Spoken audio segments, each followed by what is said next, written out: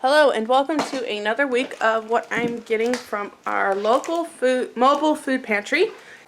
If you are new, I will explain what the mobile food pantry is. If you have been here before and have watched my videos, go ahead and skip for about a minute or two. Okay, so for those that are new, the mobile food pantry is like a food pantry, however, it does not work in the same way.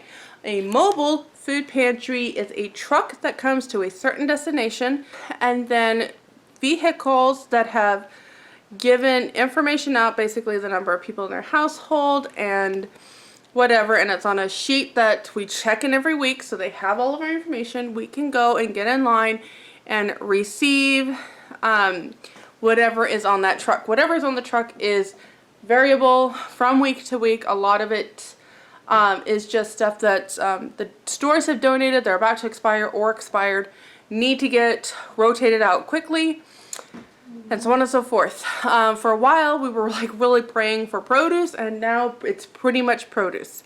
So down in the description box below, I know particularly the mobile food pantry seems to be only a few select states, but you can find local food pantries in your area because I put resources down there to check out for the rest that need it and all of that.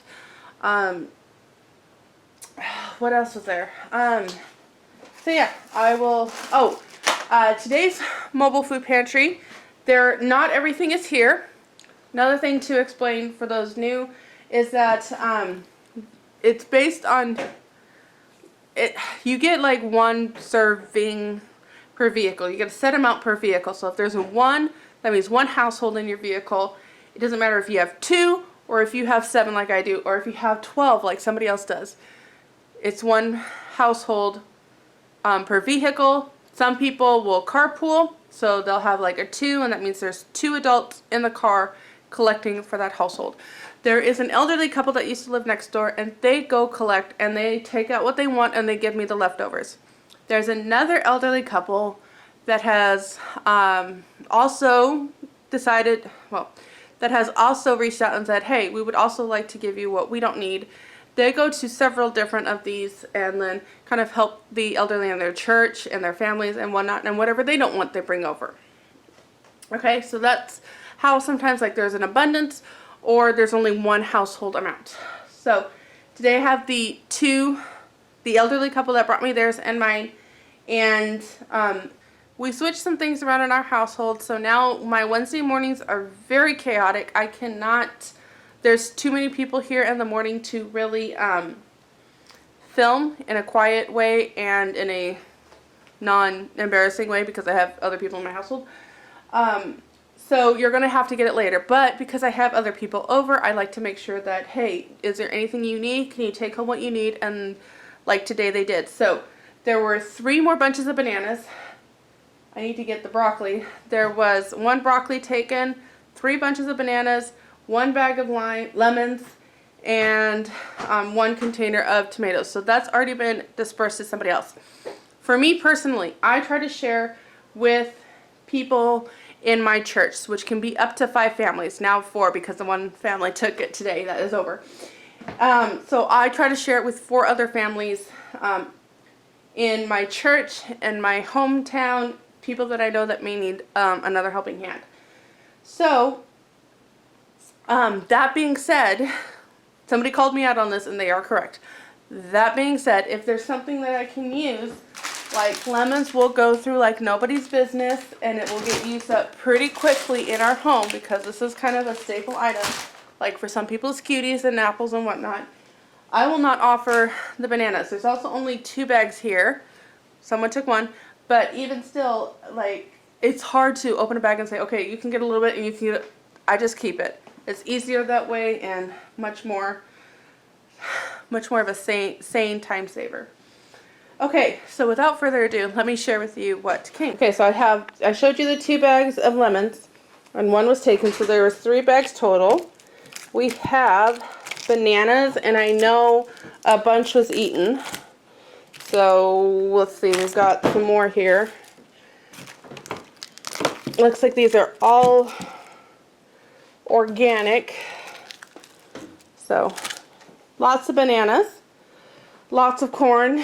I guess we do live in Indiana. She did not take any corn. I think a lot of us are just kind of corned out. But, you know, yes, we are thankful for what we get, but you can only eat corn every night for so many nights before you kind of look at it and go, oh Lord, please help me gag this down. It's just what it is. It's the same with beans. It's the same for everything. And you can be as thankful as you want. It still will happen. All right.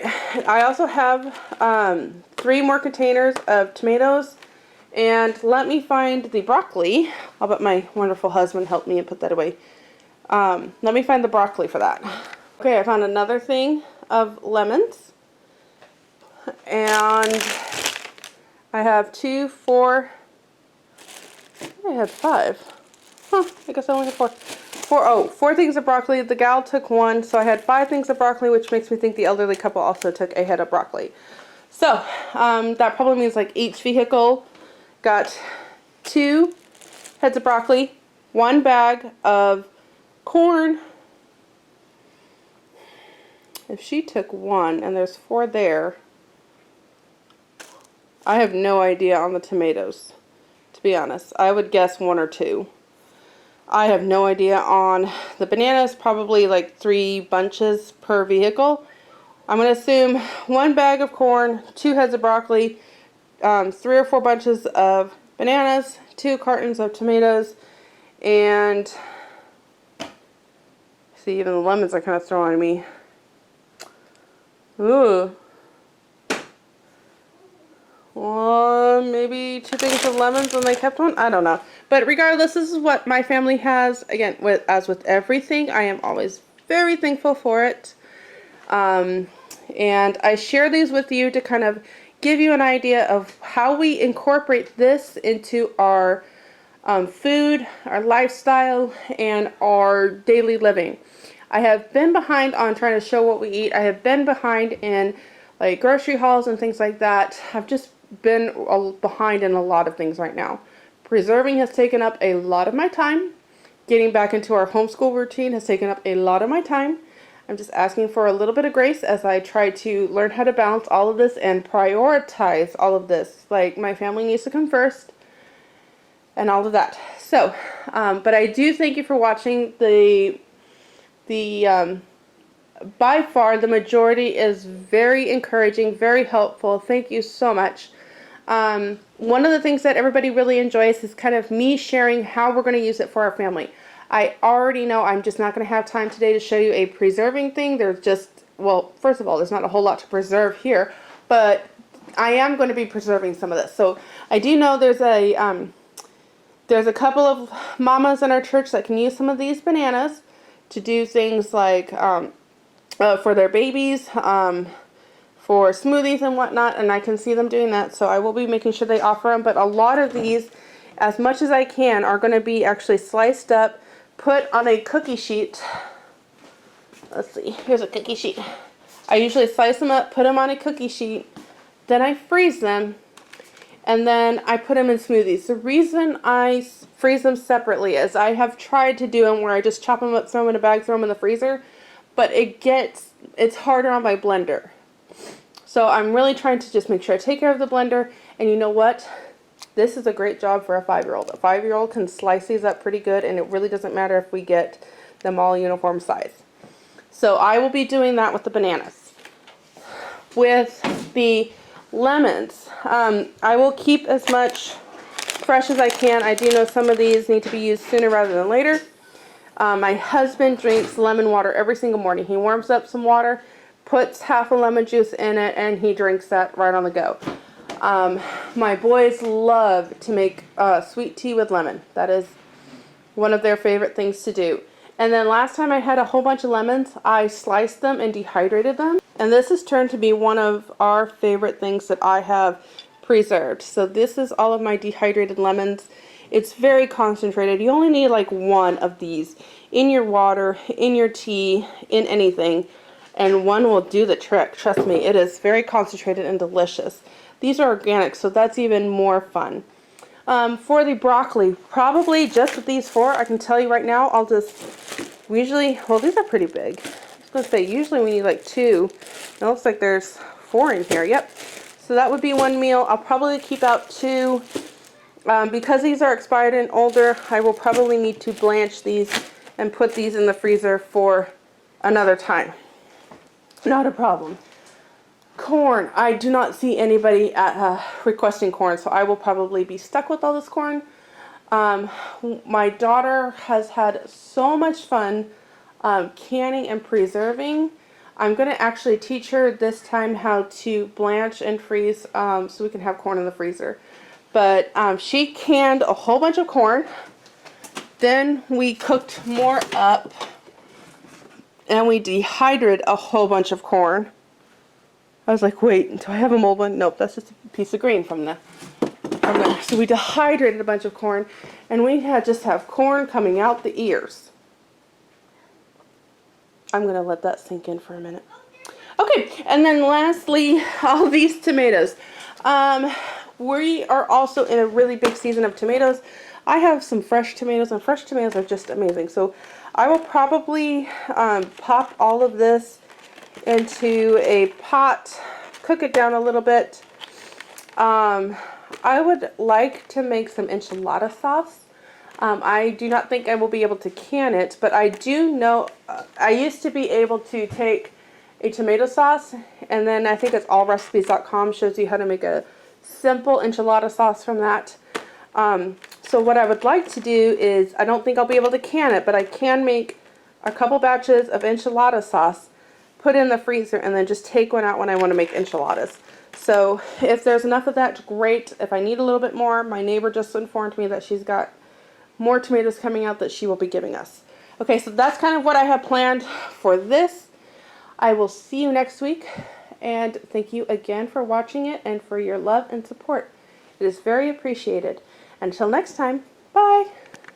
And sometimes God just says, hold my kosher wine and watch this. Okay, not really, but that other couple came that I told you about, the other elderly couple that goes to multiple food banks and then gives me whatever they don't want, or not food, mobile food things. Here's what I have. We have 5 gallons of milk. We have many tomatoes. My poor son just was like, Mom, I just had to start throwing it on. So I understand, boy, I understand. More grapes, more bananas. So 4 bananas, bags of grapes, baby spring mix, more broccoli, more tomatoes. Looks like we got potatoes, which is a huge blessing. I am completely out of potatoes, and these are sweet potatoes. Oh, I'll bet this is from that last week. Remember all those sweet potatoes we had last week? Some cauliflower, and actually, yes, nope, somehow I thought I saw more broccoli somewhere. Maybe not, but anyway, and some onions, again, another blessing because I was actually getting low. So sweet potatoes, potatoes. Like I said, you just never know what will happen. So I've got a lot of work ahead of me, and I'll catch you in the next video.